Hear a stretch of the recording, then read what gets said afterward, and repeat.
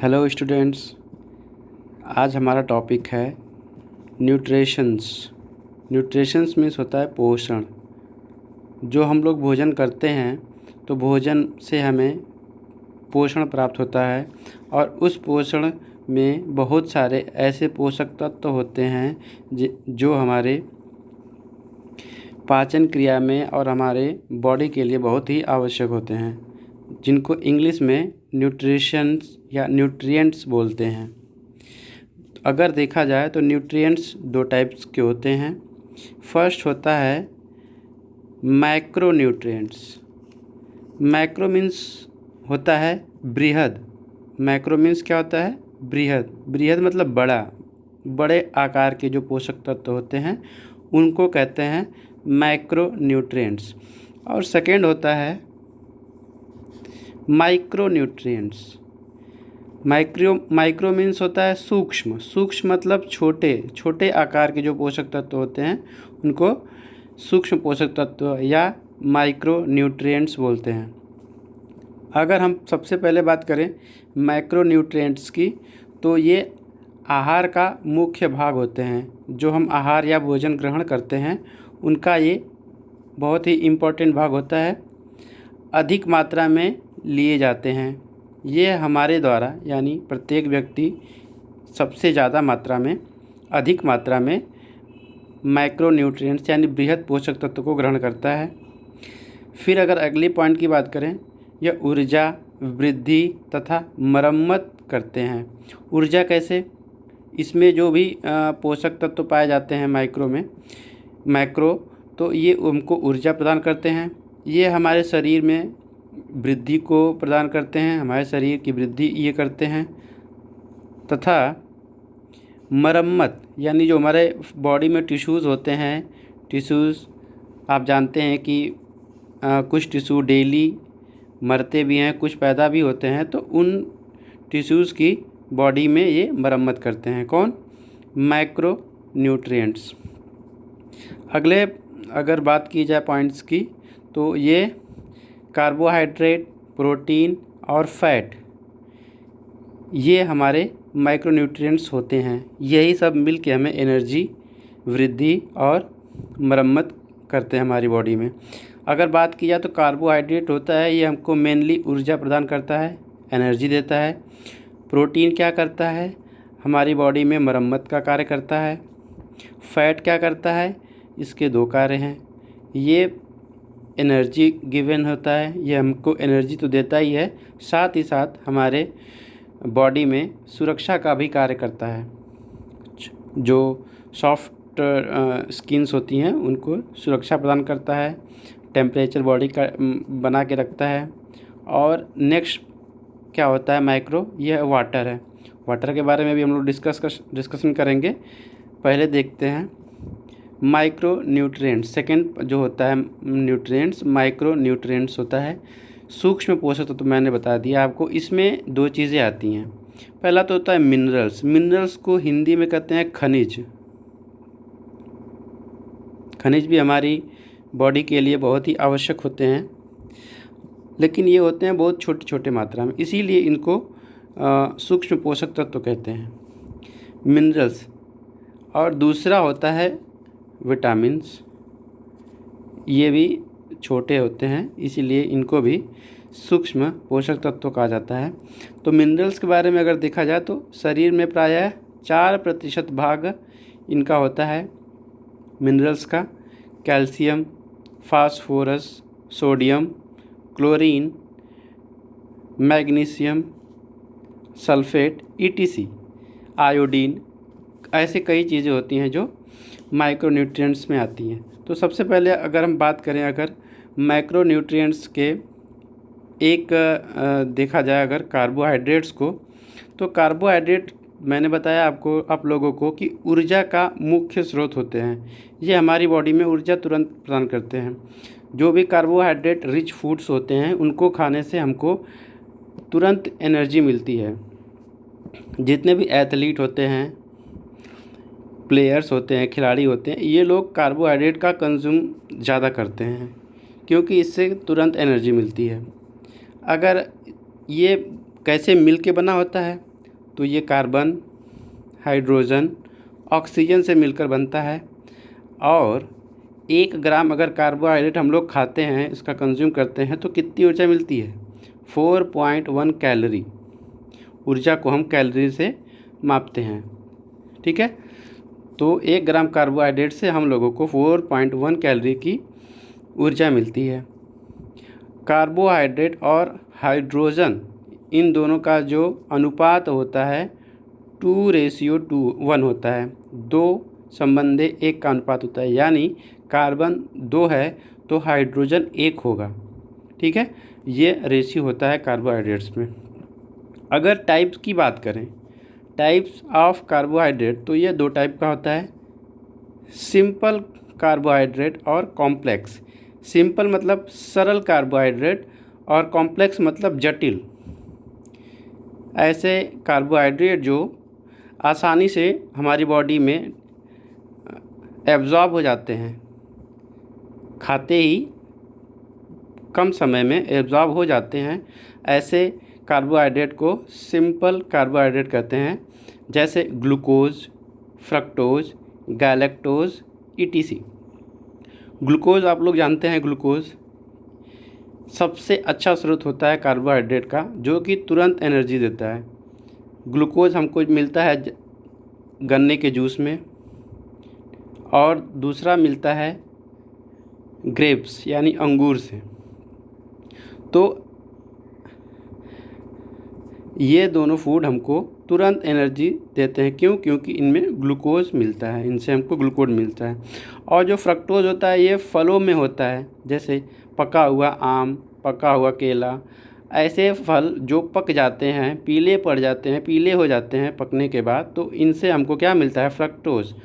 ये मीठे होते हैं, इसीलिए इनको फ्रक्टोज कहा जाता है। इसमें मीठापन ज़्यादा होता है। गैलेक्टोज, ये भी एनर्जी देते हैं तुरंत। अगर कॉम्प्लेक्स की बात करें, कॉम्प्लेक्स कार्बोहाइड्रेट, यह इसमें होता है स्टार्च, मेनली स्टार्च और ग्लाइकोजन होते हैं। ये ग्लूकोज ग्लाइकोजन में कन्वर्ट होता है बॉडी में ही, ठीक है। तो और ग्लाइकोजन ग्लूकोज में कन्वर्ट होता है, उसका प्रोसेस हम आपको बाद में बता देंगे। फर्स्ट हम लोग अगर देखें स्टार्च, स्टार्च आप लोग जानते होंगे, जब हम लोग चावल को पकाते हैं तो उसमें जो मंड निकलता है, मंड, इसी को हम लोग इंग्लिश में स्टार्च कहते हैं। और यह जटिल है, इसको तुरंत नहीं पचाया जाता है, यह तुरंत नहीं पचता है, यह बॉडी में जाता है, टाइम लेता है, पहले स्टोर होता है, उसके बाद यह पचता है। अब आते हैं प्रोटीन के बारे में, जानते हैं प्रोटीन क्या होता है। ये अमीनो एसिड से मिलके बने होते हैं। प्रोटीन अमीनो एसिड से मिलके बने होते हैं, और जब ये प्रोटीन हम लोग कंज्यूम करते हैं, खाते हैं, उसके बाद जब ये पचता है तो अमीनो एसिड में टूट जाता है, टूट के अमीनो एसिड में बदल जाता है। कुल अमीनो एसिड की संख्या 23 होती है। और हमको भोजन से, हम लोग जो भोजन से इंटेक करते हैं भोजन, तो उसमें 9 अमीनो एसिड हमको प्राप्त होता है। किससे? भोजन से। 1 ग्राम अगर प्रोटीन की बात करें तो इसमें कितनी कैलोरी मिलती है? यह भी हमको ऊर्जा प्रदान करती है, प्रोटीन भी। तो इससे भी हमको 4.1 कैलोरी की एनर्जी प्राप्त होती है। प्रोटीन जो है बॉडी बिल्डिंग में सहायक होती है, मैंने आपको बताया था। और ये टिश्यू यानी ऊतकों की मरम्मत करते हैं, ठीक है, ये भी मैंने आपको बताया था। थर्ड बात करें अगर फैट की, वसा, यह हमको गर्म रखता है। ठंडी में जब हम लोग ठंड लगती है तो उस टाइम पे बॉडी का टेम्परेचर जो मेंटेन रखता है वो कौन रखता है? फैट। कोमल अंगों की सुरक्षा भी करते हैं, ठीक है। और अगर इसकी बात करें, ये कितने कैलोरी एनर्जी हम लोग को देता है 1 ग्राम में? तो 1 ग्राम में 9.1 कैलोरी। देखा आपने, ये लगभग 2 गुना एनर्जी गिवन है प्रोटीन और कार्बोहाइड्रेट की तुलना में, ठीक है। और फोर्थ हम बात करते हैं माइक्रोन्यूट्रिएंट्स की, तो ये है वाटर, पानी। यह एक यौगिक है, मतलब यह भी 2 चीज़ों से मिलकर बनता है। आप लोग जानते हैं पानी का अगर फार्मूला देखा जाए तो H2O हाइड्रोजन और ऑक्सीजन से मिलकर बना होता है पानी। पानी हाइड्रोजन के 2 अणुओं से और ऑक्सीजन का 1 अणु होता है, मिल जाते हैं तो पानी बन जाता है। हाइड्रोजन और ऑक्सीजन का अनुपात मैंने बता दिया, 2 और संबंध 1। शरीर में 70% वाटर होता है, ठीक है, 70% तक वाटर होता है। और ब्लड में अगर पानी देखा जाए कितना होता है तो 90% पानी होता है ब्लड में, ठीक है। इसलिए अपने आप को हमेशा हाइड्रेटेड रखिए, पानी का कंज्यूम करते रहिए। फिर बात हम लोग करते हैं सेकेंड माइक्रोन्यूट्रिएंट्स की। मैंने बताया ये खनिज यानी मिनरल्स होते हैं। इसमें calcium, phosphorus, sodium, chlorine, magnesium, sulphur, iodine आदि आते हैं। कैल्शियम का कार्य क्या होता है हमारी बॉडी में? कैल्शियम हमारे बोन को, हड्डियों को मजबूत रखता है, दांतों को मजबूत रखता है, मसूड़ों को अच्छा रखता है। तो ये कैल्शियम हमारी बॉडी के लिए बहुत ही आवश्यक होता है, ठीक है। फास्फोरस, ये भी सेम कैल्शियम के साथ फास्फोरस होता है, दोनों मिलके बोन्स को, हड्डियों को मजबूत रखते हैं। सोडियम, सोडियम नर्वस सिस्टम को सही रखता है। क्लोरीन भी हमारी बॉडी के लिए बहुत आवश्यक है, ठीक है। अब देखते हैं विटामिन। विटामिन्स 2 टाइप के होते हैं, एक होता है फैट सॉल्यूबल, सेकेंड होता है water soluble. Fat soluble vitamin में आते हैं vitamin A, vitamin D, vitamin E और विटामिन के। वाटर सॉल्यूबल में आते हैं बी और सी। अगर आप लोग को कन्फ्यूज़न होता है, आप याद नहीं कर पाते हैं, तो याद करने की एक ट्रिक होती है। ये तो मैंने ऐसे लिखा है, अगर आपको याद करना है तो इसकी मैं ट्रिक बता देता हूँ। इसकी ट्रिक है कीड़ा, हिंदी में लिखते हैं कीड़ा और इंग्लिश में होगा KEDA। तो ये आपको फैट सॉल्यूबल होता है, विटामिन के, विटामिन ई, विटामिन डी और विटामिन ए। आप इस तरीके से याद रख सकते हैं। अगर बात की जाए तो अगर एक याद हो गया तो सेकंड तो वाटर सॉल्यूबल है, तो याद ही हो जाएगा, बी और सी इसमें 2 ही होते हैं। विटामिन ए की बात करें तो विटामिन ए रेटिनॉल होता है। विटामिन ए का जो रासायनिक नाम होता है रेटिनॉल, ये हमारी आँखों के लिए बहुत ज़रूरी होता है, आँखों के लिए। विटामिन डी की बात करें, ये हमको सन से डायरेक्ट मिलता है। इसमें ये हमारा कैल्शियम के एब्जॉर्ब में सहायता करता है, ठीक है, और हमारे हड्डियों को मजबूत करता है, जो कि कैल्शियम से हो जाता है। विटामिन ई की बात करें तो विटामिन ई अगर कमी हो जाए, इसका नाम होता है कैल्सीफेरॉल। विटामिन डी का नाम होता है रासायनिक नाम कैल्सीफेरॉल। अगर इसका केमिकल नेम बताएं विटामिन ई का तो टोकोफेरॉल होता है। इसकी कमी से पुरुषों में